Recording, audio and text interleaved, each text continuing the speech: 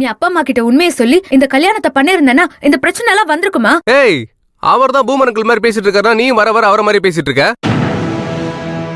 இது கம்ப்ளீட்டா வேற உலகம். இதுல லோவர் கிளாஸ் மிடில் கிளாஸ்லாம் இடமே கிடையாது. 100 கோடி 200 கோடி 300 கோடி கோடி கணக்குல பணம் வச்சிருக்கவங்களுக்கான உலகம்.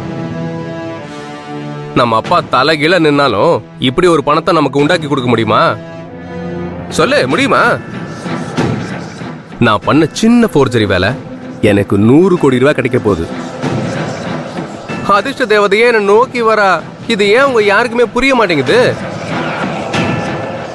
கல்யாணத்துக்கு அப்புறம் ஒரு நாள் நம்ம அப்பா அம்மா கிட்டயும் அவங்க அப்பா அம்மா கிட்டயும் உண்மையை சொன்னா விஷயம் முடிஞ்சு போச்சு. இதெல்லாம் ஒரு பெரிய விஷயமா சொல்லிட்டு. ஏய், எப்படா இதெல்லாம் உனக்கு சாதாரணமா தெரியுது? 2 குடும்பத்தோட மனசை உடைக்கிறது, 2 குடும்பத்தோட நம்பிக்கையை உடைக்கிறது, இதெல்லாம் உனக்கு ஒரு விஷயமாவே தெரியலையா? ஐயோ, எனக்கு உன்கிட்ட பேசுறதுக்கே ரொம்ப டயர்டா இருக்கு. சின்ன வயசுல இருந்தே நீ வேற நான் வேற. உன் நம்பிக்கை வேற ஏன் நம்பிக்கை வேற. இந்த மனசை உடைக்கிறது நம்பிக்கை உடைக்கிறது இதெல்லாம் எனக்கு ஒரு விஷயமே கிடையாது. அப்படிலாம் ஒண்ணு இருக்குதா? இதெல்லாம் நான் நம்புறதே கிடையாது. எனக்கு கோடீஸ்வரன் ஆகணும். சாதாரண கோடீஸ்வரன் இல்ல, 200-300 கோடி ரூபாய்க்கு அதிபதி ஆகணும். அதுதான் என்னோட லட்சியம்.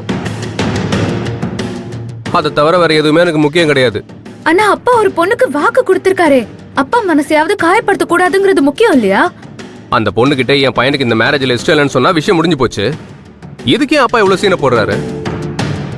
வேணா அந்த பொண்ணு யாருன்னு என்கிட்ட சொல்லு. நானே இந்த பொண்ணை நேர்ல போய் பார்த்து, அம்மா தாயே, என்னால உன்னை கல்யாணம் பண்ணிக்க முடியாது, ஏன் அப்பா என்கிட்ட டிஸ்கஸ் பண்ணாம உனக்கு வாக்கு கொடுத்துட்டாரு, தயவு செஞ்சு நீ வேற யாரையாவது கல்யாணம் பண்ணிக்கோமா, அதை நான் சொன்னதா சொல்லாம நீயா உன் மனசை மாத்திக்கிட்டதா சொல்லுமான்னு அவ காலில் விழுந்து கெஞ்சி கேட்கிறேன்.